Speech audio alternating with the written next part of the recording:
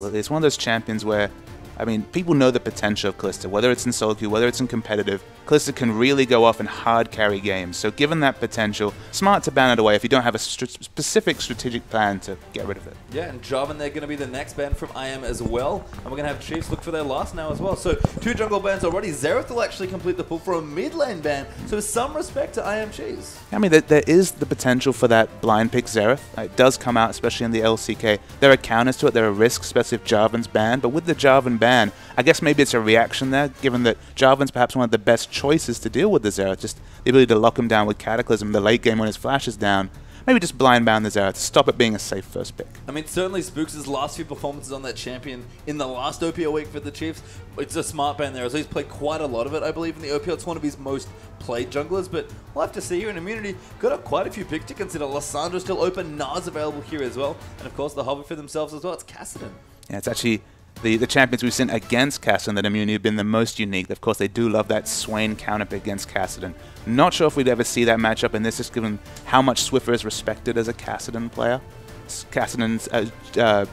Kassadin versus Cheese's Swain would be quite the matchup to see. But so far, Immunity's stolen that champion away. Yeah, so they are going to pick up the Kassadin. For me, the question, Papa, is which player is going to play it? Because Cheese, I'm sure, is a Kassadin player, but I don't know if we've ever seen it in the top lane for JK Smithy. It doesn't really fit JK Smithy's prototypical champion pool. He's normally about those super tanks or maybe even the Rumble. So, I mean, Kassadin's kind of in the Rumble flavor, but it has never been the high mobility champions for JK Smithy. So, my first guess is mid lane, but I'm ready to be surprised. Yeah, we'll have to see here as well. The Chiefs have selected their champions already. Sivir there for the AD carry position, and Lee Sin, their jungler. So very comfortable stuff here for the Chiefs, you have to feel. Yeah, Spooks has been so streaky with his picks. In those 6 wins, we saw 2 Lee Sin wins in the first week. He swapped around, I believe, Jarvan and Rek'Sai second week.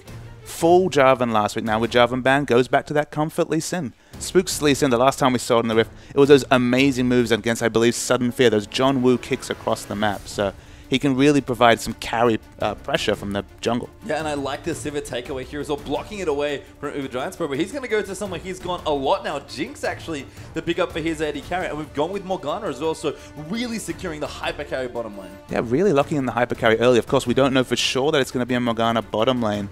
It'd be an interesting double AP, Kassadin and Morgana. I'm not sure if I would really see that as being successful, but it's a lot of potential peel for the Jinx wherever that hyper carry goes. Yeah, and that's one of the nice things about Morgana is that the Black Shield's so good at protecting your otherwise very squishy and mobile AD carry. So Uberbro is going to be happy. He's got the Jinx against the Sivir, a matchup I know he likes. We'll have to see how it plays out. Rated, not too bad on Sivir. Yeah, I mean, Sivir Jinx in the lane, it's actually a very strong laning matchup for Jinx. We've seen that quite a few times. I have to feel like the Sivir's been picked for comp. If you're going to pick Sivir so early, you're not picking for the lane, you're picking for that movement speed, that on the hunt in team fights. We'll have to see. We've actually got Maokai there, a good complement, and Janna, so really going in for a lot of mobility. And I guess the big question with Swiffer getting his counter pick now, what's he going to play? Because unfortunately, he doesn't play Swain. One thing I'm going to expect is high damage, though, coming from this mid lane. You look at down this Chiefs lineup, it's one carry so far, and it's Sivir. She's not a prototypical tank buster. So even though there isn't a big tank picked up on Immunity just yet, I need to see that big second threat come out. I'd be surprised to see if it was, say, an Orianna of the world. They'd be really committing on trying to control the dragon. I think whatever they pick, it's going to be a mid-game focused comp from the Chiefs just to try and control dragon, because it will be a 2-threat at best from the Chiefs. Yeah, and you know, they might be considering a few things here, trying to beef up that front line. Via champion, we've seen quite a bit more, but I like that JK Smith is entertaining the idea of playing a tank, which would give Cheese the Kassadin. So if that happens, Swiffer's going to get his counter pick here if he wants it, and it seems like JK Smith will go back to an old favorite via the jungle there for Zahi, but Renekton in the top lane for JK Smithy. Return of the immovable top lane tanks. Renekton against Maokai, as prototypical a tank matchup as we could expect from perhaps the early days of Season 3 is the best time to recall a matchup like that. So the big question mark is the Chiefs' last pick. You look down Immunity's lineup, a lot of options here. 2 hyper carries between Jinx and Kassadin. You have both the Morgana disengage for any sort of hard engage assassin like LeBlanc, and then you have the Vi for your own hard engage. So a lot of offensive and balanced defensive options, a strong tank line and a hyper carry, or a pair of hyper carries even. It's very exciting for Immunity. And you can see Chiefs, they don't have an idea locked in just yet. It's clear they're just discussing strategies. They need damage, but Swift is LeBlanc. How many times have we spoken about it? How many MVPs has he already picked up on that champion? They lock it in. I mean, that was actually something that we almost have to apologize for not noticing in the bans there. LeBlanc was not banned here against Swiffer, which is very rare. Most teams really respect it, and Chiefs got to last pick it here, I guess confident that Chiefs wasn't going to take it because he's had a game here in the OPL, but it maybe wasn't his favorite outing. So LeBlanc's a very good champion for Swiffer. I'm very surprised it's not a higher damage AP carry, but it'll do just fine. Well, the last time we saw Chiefs on the red side, of course, was Avant selecting that counter pick Vladimir against Swiffer's LeBlanc, and they paid for it. That was a complete dismantling of Avant and Kensti in the mid lane in particular. So it's always a gamble to leave up that LeBlanc, and another team's done it on the next game day. And I guess if we want to maybe think about how the early stages of this draft work out. Okay, Swiffer's got LeBlanc. He's great at that champion. Cool. How does that work against the Cassidy matchup here for Cheese? I mean, it's surprising, really, but Cassidy's a pretty safe laning matchup against LeBlanc. You can't really afford to put in multiple points into your E, your force pulse for wave clears. What a lot of people want to do is they want to max E as soon as possible to have that AoE slow and the AoE burst damage. You have to max Q, but you can actually pressure LeBlanc in lane. You have a point-and-click ability with a shield, so you can trade very well with her. In the early levels, you can do fine. You just don't quite have the same wave clear. You're maxing your harassment spell, so you don't have wave clear available. So it's going to be a lot about as prototypical a roam combination as LeBlanc and Lee Sin. The double L's there are going to try and get so much work done in the mid lane, in the mid lane and the mid game, and that's where Chiefs are all about. So often we've said Chiefs have the proactive mid game comp. They've picked it again, but if it goes to the late game, they're going to have issues with damage. So if we ever see Immunity get a monopoly on the dragons, could be difficult for Chiefs just to push over that damage threshold in the late game. I mean, for me, just looking at IM's comp here, it seems so well set up towards the later stages of the game. We already talked about Jinx being an awesome hyper carry, but just in general, they've got a good setup for her as well, it feels like. Yeah, and you kind of worry about who's going to kill that Jinx. Obviously, if they get the ward advantage, it's going to be a LeBlanc and all her pick potential from very long range, closing distance. But if that plan doesn't work, you feel like if they ever lose ward pressure, it's going to be a struggle for them to kill that LeBlanc. They don't have that much gap close, barring the miracle twisted advance, but Black Shield's there for that. And of course, they have the go button. They have the engage with the assault and battery. Balanced engage, a tanky front line, and 2 hyper carries. Can you really draft any better than that? No, I mean, I think Immunity not only have a comp that's very suitable for what's happening, but something they're very comfortable with. So I like what's here on this side. Again, really surprised. I mean, I guess there's no Swain player on the Chiefs side, so it makes sense. It's hilarious to me that Chiefs basically have the classic Immunity comp that we've seen in a few weeks of the OPL already, that is kind of missing that really high damage mid laner element. And you have to remember, I believe Swiffer to this point has played 6 different champions, so he's definitely been showing kind of the deeper cuts of his champion, but this is his first repeat champion, probably his strongest champion. It's definitely his most played champion in solo queue. This is the champion he's definitely known for. He had the option of anything here. I mean, Cassidy in lane he does decently, but he opens up a lot of potential counter picks. They went for the skill matchup, basically. They went for the LeBlanc, one of the actual more comfortable laning matchups for Cassidy. Of course, LeBlanc can snowball any lane. If she gets an experience advantage, an item advantage, it can be crazy, but it's definitely a gambit being thrown here, and I do favor the IM comp if they can weather out the incredible mid game of the Chiefs. Yeah, and there's so much pressure there as well. I mean, Spook's here on Lee Sin, if that's the case. If this is how the Chiefs want to set up this game, there's going to be a lot riding on his shoulders to really push his team through in the early mid stages. Absolutely. I mean, you've got a balanced tank matchup in the top wave, so unless there's a lot of gank pressure, it's going to be very, very safe. In the mid lane, probably going to need some help to hold down that Cassidy early. If he is able to keep up farm cheese with LeBlanc, it's not a good situation for IM. In the bottom lane, they don't have a lot of setup CC, so it's not that easy to gank the Morgana Jinx lane. You, of course, want to punish that hyper carry. Jinx can trade so effectively in early levels with the Sivir. You kind of want to get in there, get in her face, and keep her down. But Lee Sin doesn't have the tools in bottom lane to do that, so I have to think it's going to be all about the Spooks and Swiffer show. I mean, are we maybe expecting a lane swap there as well, just to isolate their mid lane even a bit more? I mean, it's a possibility. There hasn't been a lot of lane swaps in the OPL so far. In terms of if it's a top lane snowball, then of course Renekton and Maokai about the same in a 2v1. We could go for the mid swap, but I mean LeBlanc in a 1v2 wouldn't really work. We haven't seen mid swaps in such a long time. We're really going for deep cuts there. So I'm going to guess standard lanes. And it's going to kind of be the gambit to Spooks and Swiffer. Can they really get this game going in the mid game? Because that's what their team needs. Yeah, it's a very classic, not even a classic Chiefs thing at this point. It's a classic Spooks and Swiffer thing. They've been playing together for so long. They were a famous duo queue and still are actually on the Oceanic service. So nice to see them kind of back in that pairing, but it's a big question. There's a lot here on both of them actually to make sure they can pull through this game because Immunity, they are no strangers to fighting late game team fights. And we have to give them credit because remember the last time we kind of criticized Chiefs to some degree for picking a mid-game comp and getting outscaled, they were able to pull it back against the Rich Gang and take that in a really titanic game. If you haven't seen it, please go to that oce.loesports.com website. Check out that VOD because it was a wonderful display of late-game team fighting, even when they were basically out-comped. This time, late game, it's not looking good for Chiefs, but if they can control the mid-game, you can win any game in League of Legends. Yeah, I mean, if anyone can do it, it's probably the Chiefs. So let's get into game here. Immunity over on the blue side for their first match in the OPL against the Chiefs. And the Chiefs over on the right here, looking to continue their undefeated streak so far. 6-0 in games. Are Immunity the team that finally stops the train?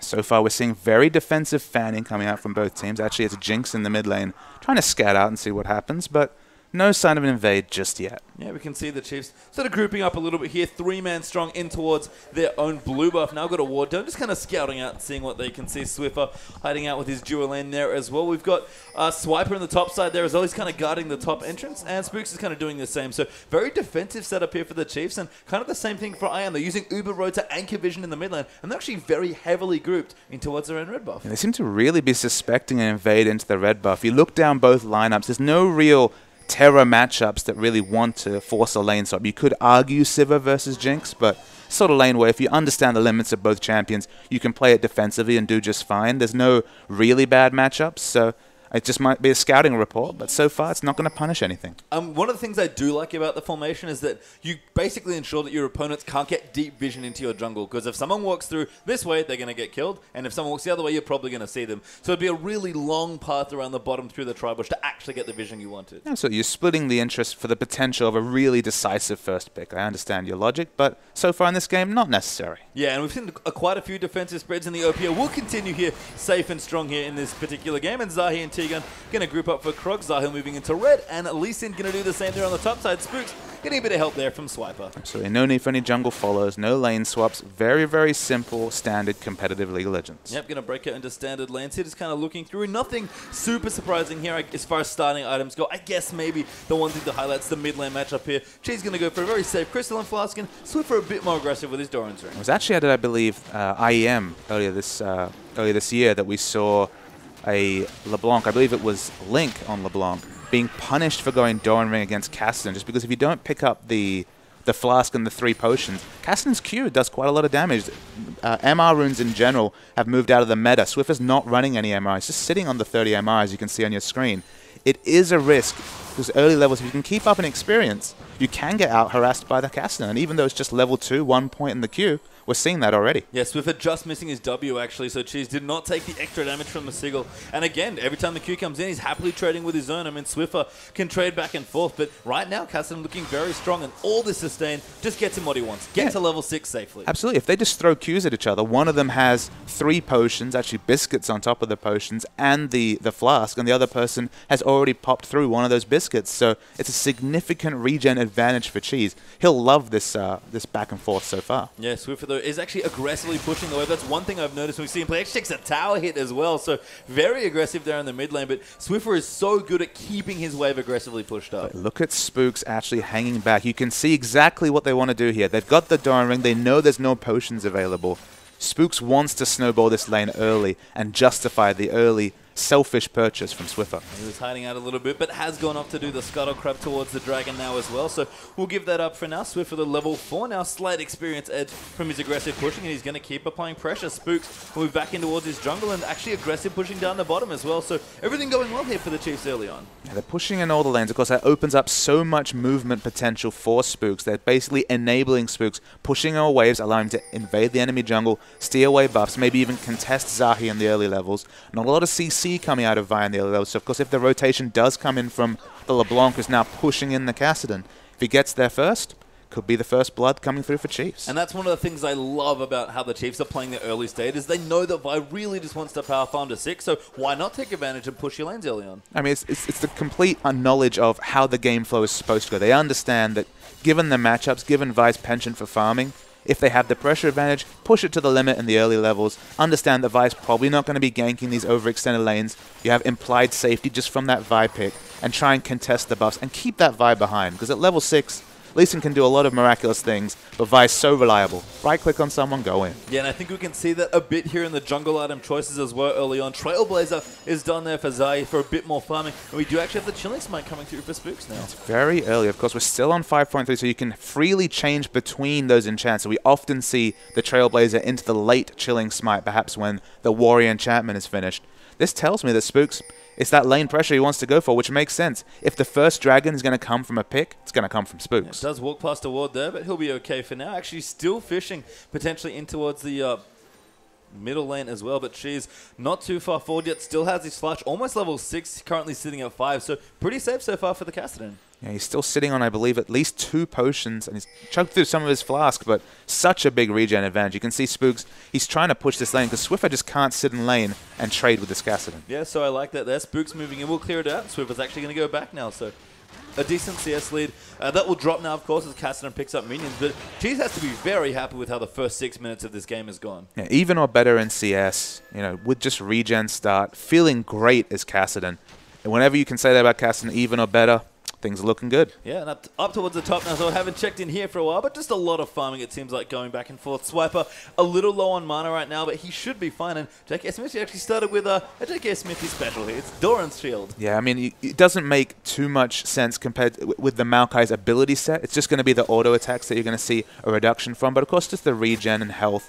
It does help a lot. I guess it's kind of an interesting situation where if we see a Lee Sin gank, actually you'll get a lot of purchase out of the Doran Shield. So it's just a balanced defensive item. There was no real need to start anything else. You don't really need a Ruby Crystal as a starting item because you don't really go into that Kindle Gem as much early. So with all the options available to him, Boots perhaps too aggressive or you know, just too much regen. So go for that Doran Shield. Yeah, very solid, very safe here in J.K. Smith. You will push things in. Swiper's actually gone back, got a Catalyst, not going to opt for the second Dorans this time, and will teleport back to his wave to start pushing it out again. Yeah, probably a gold value related there. Just was so close to the Catalyst, the completed item. Gets him towards the Rod of Ages if he wants to go for the more offensive of the 2 Maokai items we see.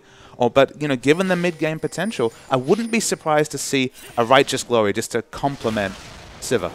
Yeah, I mean, that would be actually a very strong pickup here. We've seen that quite a lot in these Sivir-based comps as well. We've even seen Rosie pick it up a few times as well on sports like Annie, so that's an option here. But the Chiefs have rotated in for this Dragon, but Immunity do want to stop them here. Zahi does have level 6, so does Cheese, but this Dragon might just be long. Swiffer actually going to get very aggressive. Swiper has dived in at first blood. The Vi just gets exploded. Dragon goes to Chiefs. J.K. Smithy comes down, but Rosie covers him perfectly, and what a play! Look at that ward that they managed to get to spot out Zahi, and they got the assassination coming from Swiffer, instantly killing the jungler, confirm the dragon for Chiefs. Very nice pick, and who to get first blood but Swiffer. We're going to see the replay. It's the ward that's the real MVP. They see Zahi's on low health, and this instantly burst him down. He's almost deleted off the map. Smart pick. It saves the dragon. It's a good spot. Yeah, really nice stuff there. And Swiper didn't even TP, by the way. My mistake there. It was just in the area, had rotated down after using it earlier, and just flash W'd onto him for the easiest kill of Swiffer's life. So a good start there. Kassadin slightly up in CS. Got his Catalyst now, does Cheese, but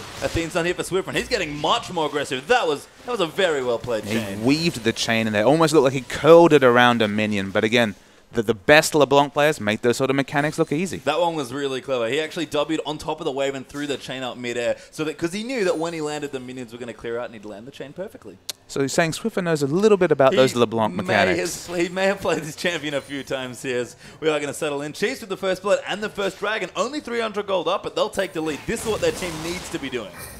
Yeah, but you can see Cheese is farming just fine. He's 5 CS ahead in the bot lane. There's been some heavy trading. I don't think anyone's quite going to fall. No, T-Gun does flash out there, so he's going to be okay for now. But Uberbro is starting to fall a bit behind now. BF Sword versus BF Sword. Normally a place where you think Jinx might be favored, but so far Rosie and Raid here looking very strong in the bottom side. And although both people lived, look at the summoners used. You can see all summoners used for immunity. And actually, I say it just as the assassination comes through. Yeah, Spooks will get traded for there. That's a really good binding, and the Chompers as well to get the trade kill. But T-Gun just got sniped there by Spooks. But it's important. The trade kill goes straight to Jinx. Jinx, who was behind, who had no summoners. This lane would have had to be denied to some degree anyway. No regen, no summoners available compared to all summoners available on Radia. He picks up the red buff. It's actually probably an advantage to the immunity with that gank. Yeah, you have to think so. I mean, we talk about immunity having a comfortable late game comp here, so this Jinx actually getting a little bit of freedom there, getting that trade kill is probably quite happy. I mean, going to clear out some waves out under the turret. Sivir does push very aggressively, but as long as Uberbro stays competitive in this lane, that's all he wants. It's 300 bonus gold. They're not being zoned off the turret. Of course, if Lee Sin had come in and basically harassed them off the turret, they could get a lot of turret damage, maybe even denied a whole wave given there was no summoners up on Immunity's side. A little bit over-aggressive, and the dying binding coming out from T-Gun. It worked a treat. Yeah, nice play. Swiffer going to get his blue buff now as well, so we'll collect that off of Spooks, who graciously donates it over to his mid laner. Warrior enchant is done now for Spooks, but not quite yet for Zahi. So that little early aggression that Spooks showed there actually got him enough gold for that enchant. He has all the regen, all the warding, available, and also the warrior. He's going to look to aggressively invade soon. Down the bottom, though, it seems like we have some trouble. Rosie off screen, kind of blinking red there. Swiffer going to move and actually goes past the wall, but he's roaming down. He really wants to go in. So an all-in there seems to try and line up some kills for LeBlanc, and Swiffer, he's in a good spot to go get it, but they might have backed off just far enough. Swiffer going to dive in. Uberbro in trouble. The chain will miss, though. Swiffer in so much trouble. Does get off just in time. No, Zahi will collect the kill. Then has his ulti. Spooks has to be careful. Cheese down here as well. Spooks kicks him back, gets one kill. Can he make it two? Just needs to land another Q, but Cheese going to clean it up instead. He actually got the double, but Cheese gets the trade. The double kill was really important for Lee Sin to pick up. It would have been a significant disadvantage for immunity. But Spooks, he pushes those limits on Lee Sin like nobody else. Yeah, an aggressive roam there for Swiffer. Maybe a little too deep on that tower dive. He has now finished his Athenes, but let's see that again. So he goes for the turret dive here. Doesn't think that Moore can hit a bind, so he thinks it's going to be easy. Doesn't expect the black shield. Actually overstays. The Ignite probably would have got the kill. Then Zahi goes in, of course, has Cassid in his pocket. The first pickup comes up from Spooks. Wait to see how low he falls. How did he get that last bit of damage? It must have been the end of the second part of the red buff proc. Not necessarily calculated, but so clutch in the end. Yeah, really good that he got it there, and he does now have a Sightstone as well, so he can continue playing aggressively, get some deep vision down, and keep trying to fight. But Warrior done now for Zahi as well.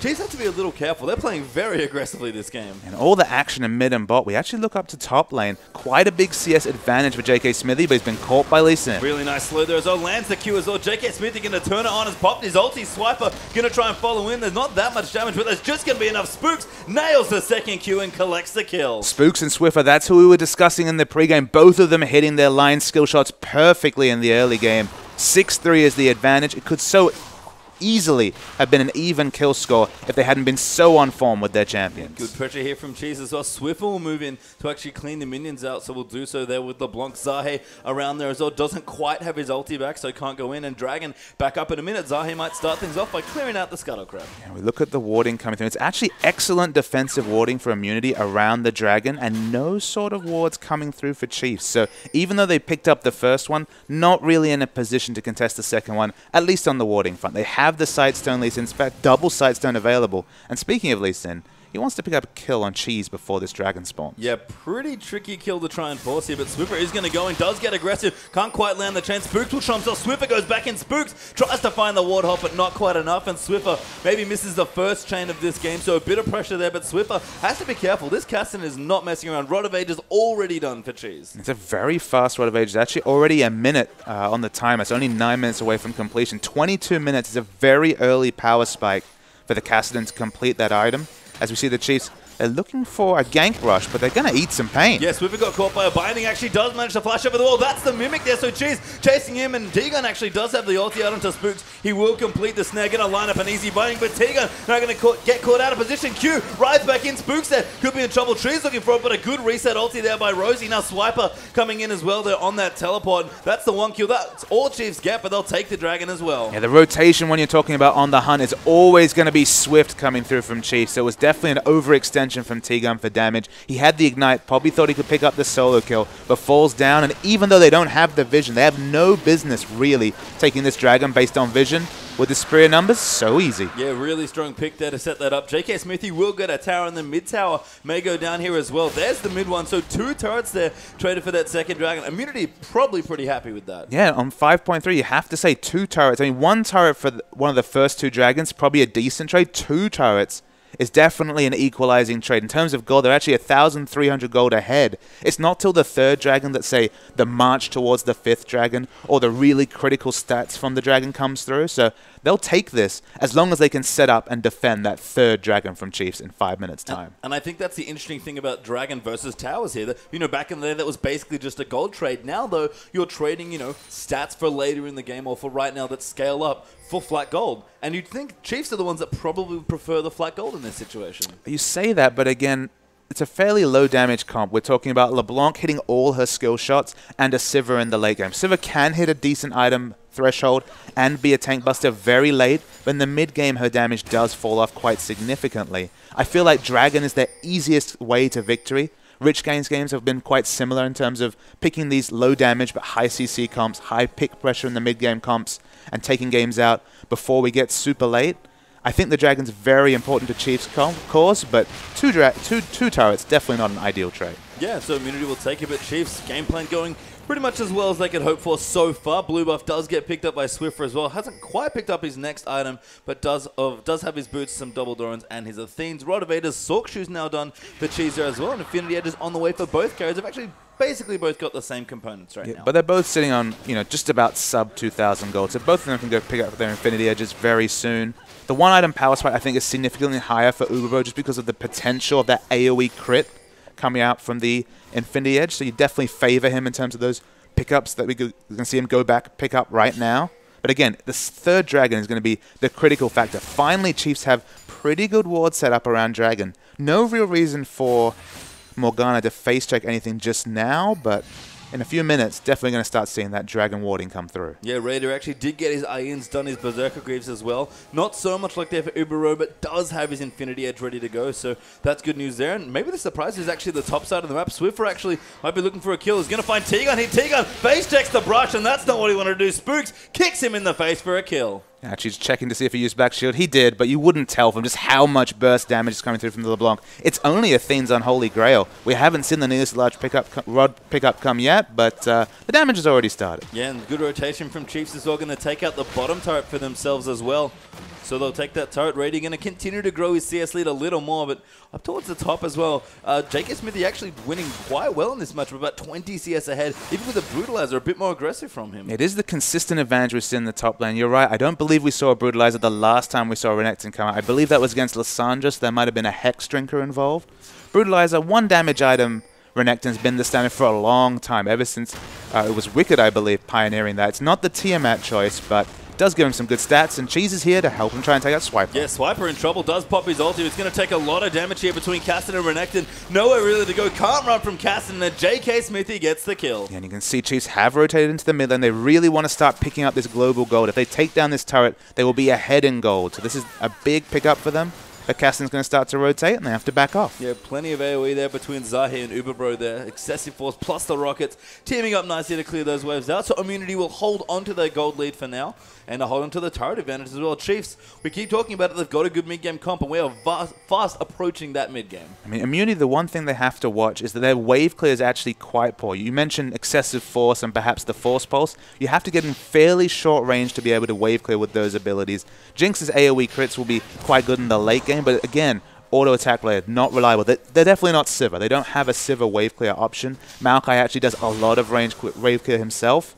They need to be careful with these picks. They need to be careful with using the Caston to get side wave control or getting ganks in the side waves, because we can see a lot of quick rotations coming from the On the Hunt and quick turret pushing coming out of the Chiefs. Yeah, and the next Dragon will be up in 1:35 as well, so you have to think that the Chiefs are going to want to move in for their 3rd. That's a critical one for them in this team comp. They can get another pick, great, but they might just have to fight 5v5 for it. I don't think I've actually seen this from Maokai, but look at the item build here. He's actually just kept the Catalyst. This has not been a trend. We've seen either Righteous Glory or Rod of Ages completed. You have to guess from this it's going to be the Righteous Glory just because the Rod of Ages time will be so late. But the Frozen Heart completed super, super fast. You look down this lineup, There are 3 big auto attackers, and Kassadin loves to get in there with his W as well. So it's a very, very fast Frozen Heart. It could actually be the unsung hero of the next team fight, potentially in a minute's time at Dragon. Yeah, and big utility pickup there for Swiper as well, really pushing the support tank role that Maokai likes to play here. And actually, a Ghost Blade's been completed by JK Smithy, so he has gone aggressive there with that Brutalizer, actually converting that quite early. Shades of PDD with the Ghost Blade. You don't often see a completed 2,500, 3,000 gold offensive item. It's usually Tiamat, you know, that 1,900 gold Tiamat into tanking. So he's actually committed a lot to split pushing, you'd have to say. I only really see the power of the Ghost Blade coming out in the split push sense. It gives him a lot of turret damage pressure if he pops that active.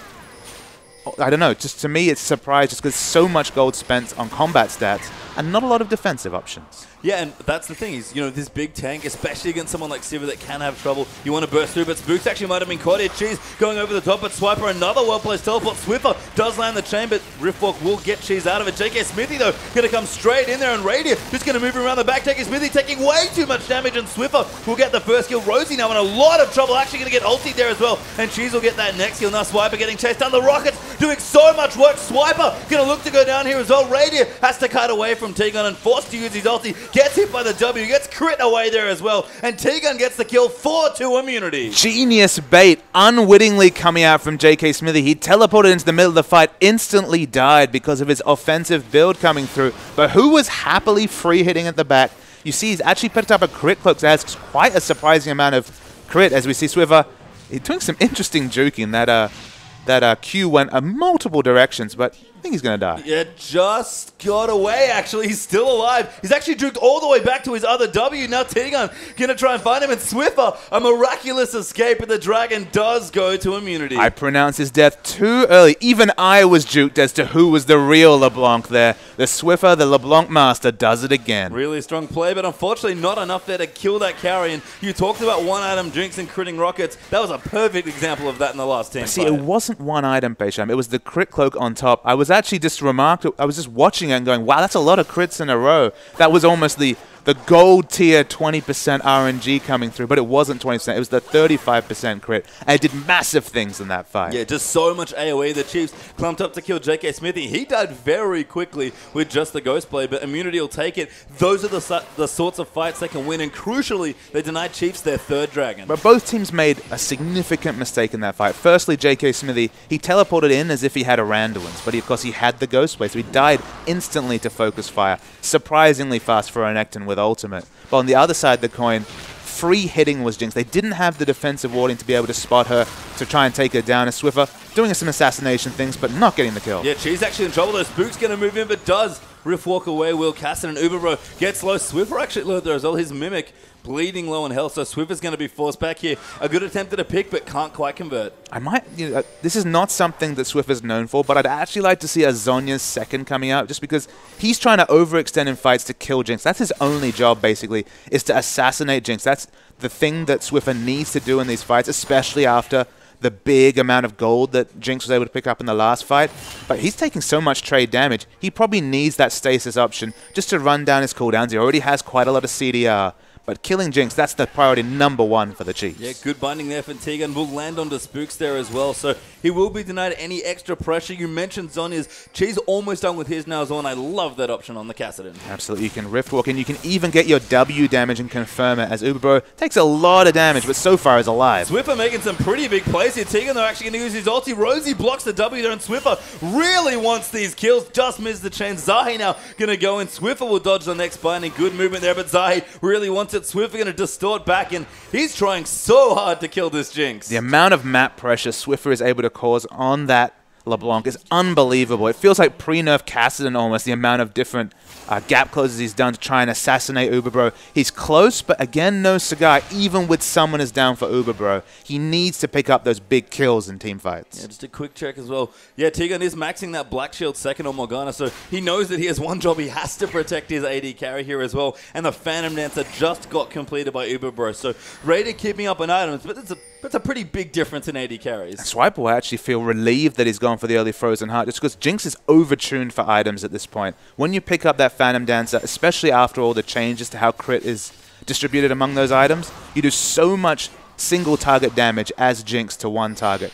And it's going to be the Maokai in the front line. At least he has quite a bevy of armor to at least try and hold off that massive Jinx damage. We'll have to see here. Immunity actually pushing their map pressure a little further forward. T-Gun and Zahi both getting pretty aggressive to try and get wards done. They've almost gotten themselves killed a few times, but managed to stay alive and keep the pressure up. Looks like the top side of the map's where they're looking, so maybe their first Baron is what they want, as Rosie going to get chased down here by Chiefs, caught a little out of position. Cheese will go back in. Rosie, a good juke there using the brush. Now Swiffer going to rotate in as well. He really wants it, but Zahi finds him immediately. The ulti goes in. Swiffer pops out there, but Uber Bro is going to find him. Swiffer going to have to use the clone very well to block it up. He actually does juke them there, gets a second distortion, and can he get out of it? Well, the ult goes through. Uber Bro, though, claims the kill. Yeah, the assassination mission for Swiffer finally leads to his own death. Rosie was just trying to open up some ward coverage to allow those easy picks to come through. But it's a very linear strategy. It's going all in on trying to cause shenanigans in the enemy base. 2 minutes to Dragon. At least they haven't given away the window for a 4th Dragon. But they can't be too cute here, Chiefs, because again, we're talking about an Immunity team that should outscale them in the late game. Yeah, and Immunity getting that last Dragon as well,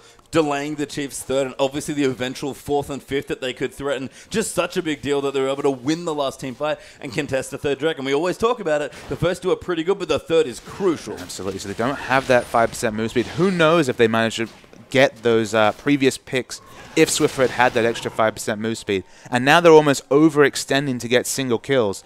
And Immunity, they're farming up. We already see 10 stacks on that Rod of Age has been completed for a couple of minutes now. I guess the only puzzling thing to me is the damage choice from JK Smithy, just because he's delaying grouping when his team are building Aegis, they're building Zhonya's, they're looking for teamfight items. He's gone the more selfish route. Of course, maybe it'll help him to hold down Maokai. He's still that big 35 CS up against Maokai, but Maokai's definitely already doing his job in teamfights. Yeah, I mean, Swiper's still looking for a few items as well. Righteous Glory not quite done, but does have good armor between the Frozen Heart and the Ninja Tabe. Maybe JK Smithy thinks that the likely side lane pushes are either Swiper or Swiffer, which would make the Spirit Visage early make a lot more sense, but I sort of agree. He does now have the Warden's Mail, but still kind of squishy on this Renekton. Really needs that 3rd item. Yeah, you just have to think, what is that 2,800 gold doing for him? If it was split pushing, if he was taking turrets in the top lane, if he was forcing Maokai out of lane, absolutely excellent pickup. If it had been a 3-1-1 game where we had 2 split pushes, so much split push pressure coming out of the Yomu's Ghostblade. But it feels like he needs to be the big tank for his team, and right now at least, he's deceptively squishy. Yes, but they are going to face check a couple of saplings there as well. Immunity going to look for their 2nd Dragon now as well, and the Chiefs just starved out of vision around the pit, haven't been able to secure it. There are plenty of pink wards in the area from Immunity as well. They're going to clear out the Scuttlecraft. Dragon respawns, and Chiefs looking maybe to counter push instead. Yeah, Chiefs have position here if they want to push down mid, but they're reacting to the Dragon. They have to walk through JK Smithy, but this Dragon's falling low quickly. Yeah, they need to try and kill Uber Bro as well, and they just can't get it done. So 2nd Dragon will go to Immunity, and Chiefs going to just move in towards the red side of Immunity's jungle. They are setting up a gank rush here, but they should not face check. JK Smithy going to run in first. Does pop his ulti. Rady goes around the side. Zahi dives in the back. T-Gun looks for an ulti, but can't find it. But Uber Bro still safe in the back. JK Smithy, though, getting melted, and Swiffer will rejoin the fight. Cheese goes in and goes down. A Swiper gets that killer. Great ult resets for Rosie, and now JK Smithy going to get chased out as well. So many flashes over the top. Uber Bro is going to try and cut it out. He's not going to get it done, though. And a 5-0 ace for the Chiefs. Immunity bought the bait. Hook, line, and sinker. They needed to double down on what they had vision of. They knew where the minions were pushing into the mid lane. They had their pink wards down defensively. The one area that was top risk for them to walk through was next to the Raptors. And they paid for it desperately. After looking so great, getting so many advantages for themselves, this Baron is going to change this game. Yeah, gold lead now back in Chiefs' favor, and let's see that fight again. Again, they've got vision around this. They know where the minion wave is. Why are they walking through this brush? There was no need to do so, but of course, we've already mentioned the front line of Immunity isn't tanky at this point, and JK Smithy and Zahi's already dead, but JK Smithy's chunked out. They shoot through the ult, but Chiefs, they're fighting around their frontline tank. All the damage so far has been absorbed by Maokai, and even though he's stunned in the back, it doesn't matter. All their damage deal is healthy. They pick up a free Baron. Yeah, and that was without the Rabadons, I believe, for Swiffer as well, which is now completed, plus an extra blasting one for what is soon to be a Void Staff. Last Whisper done for Radiant now as well. Righteous Glory completed there for Swiper. The Chiefs just finished a lot of major items. Even Randuin's for their jungler has been done as well. Immunity had a lead now, and Chiefs just flipped the gold lead on its head. You have to wonder if Immunity, much like Rich Gang, will watch this VOD and wonder if that was the moment where they kind of undid their own hard work. It was their own mistakes that were made. And Swiffer, he wants to pick up the kill. He really wants it, going in so much damage, and just 3 hits him to... Jeez, that is 100-0. That's what you get with the Death Cap base time. You get instant killing. And that Jinx is done. So's this mid turret.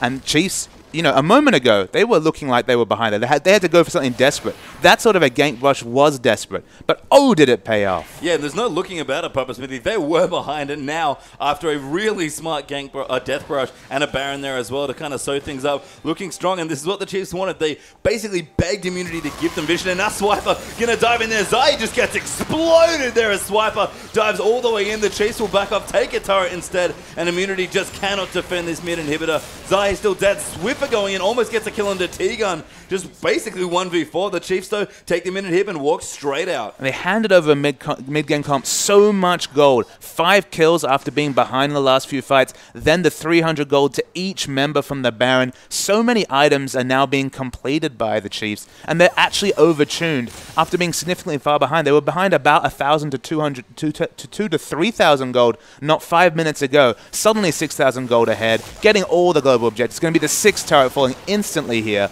And suddenly, Immunity, they're not even in touching distance of the Chiefs anymore. No, I mean, we saw that Uber was keeping pace very well with Radio for a while. I think ahead at one point as well. Cheese, though, going to clear some vision up, but has to be careful. JK Smithy gets massively chunked there as well, despite the Black Shield and the Baron minion still there. I saw Swiffer going in. Zai actually going to go in, but Swiffer just sort of baiting him out, but doesn't use his ulti. Goes back in onto Radio, though. A good ulti there from Rosie will keep him out, but Cheese dives in and Renekton gets the first kill. Uber Bro, though, does get knocked off. Swipe is forced to back off. Cheese, they're going to go in trying to get another kill, and it's still not quite dead. Cheese, good zombies there, but Spook's just going to kick him out of the way, you have to think, but no. Rosie does go down. A good Black Shield there for T-Gun. 2 for 2 actually. Immunity defend their base. Yeah, Chiefs have to respect the damage coming out from Uber. He's full health. For once, he's got his tanks fighting in front of him, even though they've both fallen down, chunked out the members of Chiefs. They need to back away.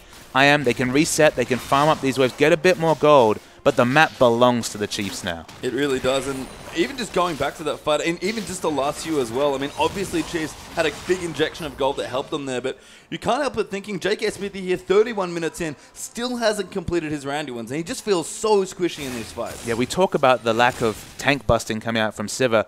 I mean, Renekton, he's tanky, but I wouldn't call him a frontline tank, especially compared to Maokai, who skipped over that selfish option, didn't even go for the mid-game power spike, just went for the teamfight option in Frozen Heart. And so we've got a top laner, a tanky top laner, who's building for team fights from the start, basically ignoring the lane matchup and building for team fights. And then the selfish choices coming out from JK Smithy, they just haven't paid off. He hasn't got the split push going.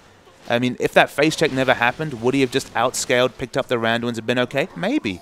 But it did, and now his build is kind of in disarray. Yeah, and you can see the upgraded trinkets on all sides here as well. Chiefs have so many sweepers, so going to clear out some vision here in the bottom side as well, and just open up more space for this LeBlanc mostly as well. Raider also 3.5 damage items with an extra BF sword in inventory now as well. 6 turrets down, Chiefs going to make it 7. Yeah, on patch 5.3 with the changes to the trinkets, so cheap, so easy to pick them up, but the fight might be on. They're going to dive in. Chizo already popped his on here. Spook so very tanky with the Warmugs, and Swiper in the middle of it all, just tanking so much damage, just keeping under it. T-Gun low as well. Pop the locket will immunity, and then Chiefs will back up out from the tower dive. Little awkward, no one dies, but Chiefs will take the pressure. The important thing for immunity there wasn't actually Swiper tanking turret. After the twisted advance, the turret aggro changed to Radier, so they had to disengage. They couldn't just have the super tank going on, but he's been caught by Dark Bunny. He's dead. Swiffer going in, gets bound and immediately killed. Now Zai going to turn around. Radier blocks it with his ulti. Though Rosie, a great ulti to reset the fight, but he's taking too much damage. She's going to dive back in, and Chiefs just have no good damage. So Swiper, though, actually does get the kill on Zai. Still pretty tanky, but will eventually go down. And a 1 for 2 trade in there in favor of immunity. Swiffer way too deep. Yeah, none of the frontline is strong enough for Ubro to continue with the resets. They both teams back away.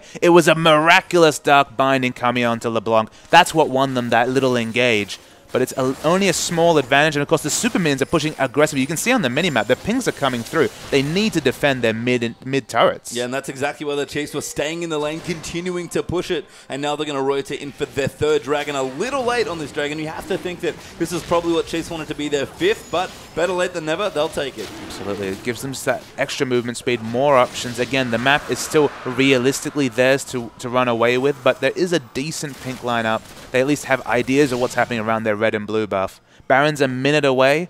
That's going to be a push for the Immunity team to contest. Yeah, Chiefs should have just enough time to spend their newly gotten gold and then go into the Baron and see if Immunity want to contest for them. Swiffer actually going very aggressive, by the way. Not going to opt for the Zhonya's that we thought he might look at some point. Even going Abyssal Scepter 4th after Void Staff. Absolutely. Just getting a bit of magic resist to respect the damage coming through from Cheese. And to some extent, the AoE magic damage coming down from JK Smithy. Of course, if you look at the per second values, not much AoE magic damage coming from the Dominus. But over 15 seconds, then the damage adds up. That Renekton, it's not going to be instantly deleted. So just respecting the magic damage potential and even amping up Maokai's damage. Could be wrong, by the way. Swiffer actually just got a Negatron Clerk and now has the need to see Large Rod. So maybe is going to go for the Zon. He's just wanted some cost-efficient MR, but both items will be good. In fact, if he finishes his build that way, just be fine there as well. But Immunity, respectable damage on their side. Chiefs do have to be careful. I mean, you look at Swiper and Spooks, they've literally built to stop Jinx from getting a reset. You've got the Warmogs Randuins coming out from Spooks. He started with Warrior, got the early pressure, and we were calling his name so often early. His score is very respectable, but now he's all about disengage, peel,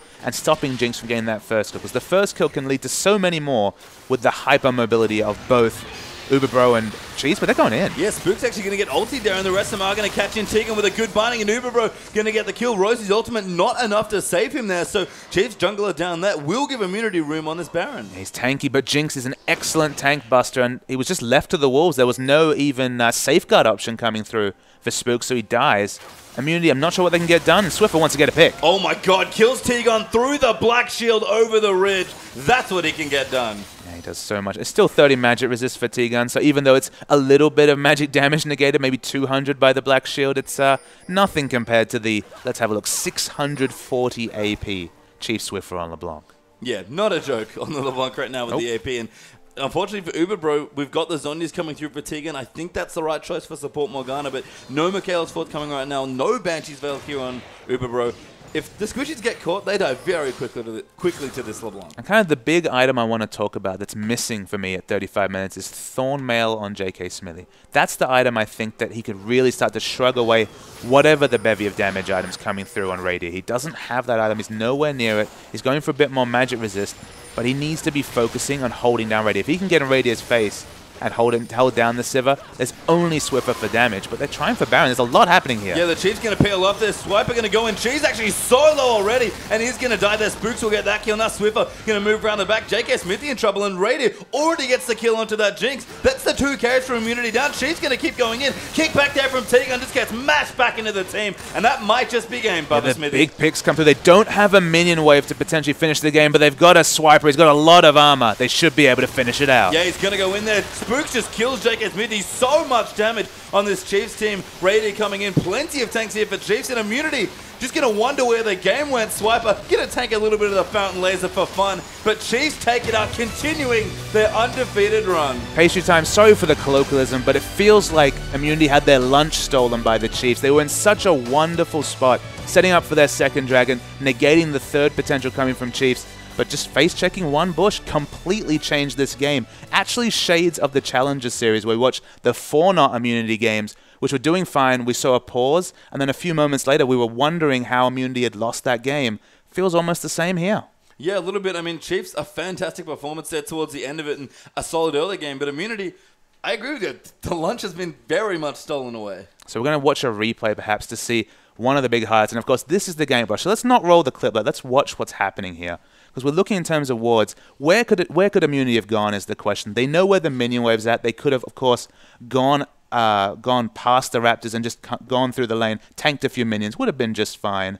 They have defensive wards aggressively towards Chiefs jungle. They saw the Chiefs a moment before, so they had some idea that they were in the area. There's nowhere else they could be but this brush. So we roll the tape, and the face check comes through. JK Smithy's first in, so at least the tank's leading the charge, but he's not that tanky, and Zahe as well. He's a jungler, so he's not going to be the frontline tank. They needed JK Smithy to shrug off whatever damage was coming out of that brush if they'd committed to face-checking it.